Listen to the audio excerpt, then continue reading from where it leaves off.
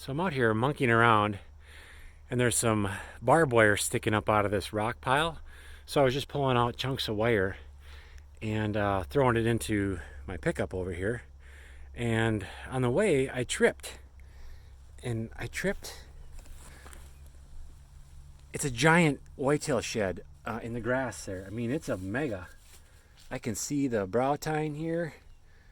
There's a G2, G3, G4, and the end of a beam right there. So I'm going to dig it out, and we'll probably speed it up a little bit. It's going to take me a while. It's kind of frozen into the ground. I'm going to have to get my hammer and just chop away at it, but I'll keep the video going for that.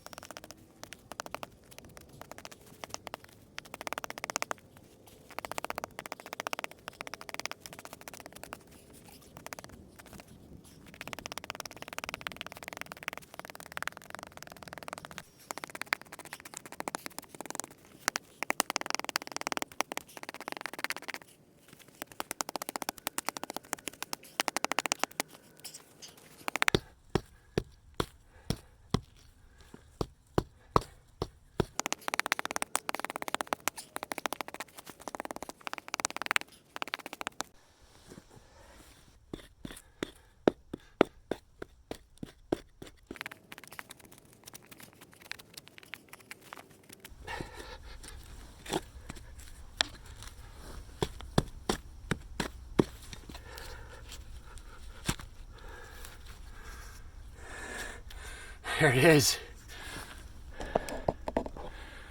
Holy mackerel. This is the largest whitetail shed I've ever found. That's buried in the dirt. It's in great shape.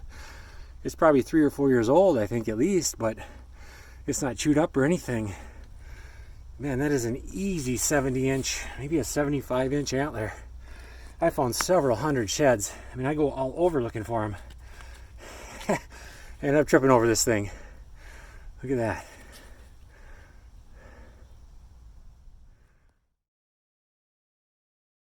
I am back in the workshop. I got the antler dried off and cleaned off for the most part.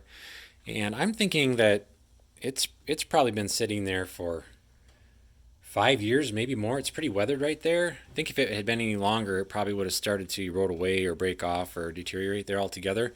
You know, I think it was so far into the ground there because there were probably cattle. You know, there's been cattle in that.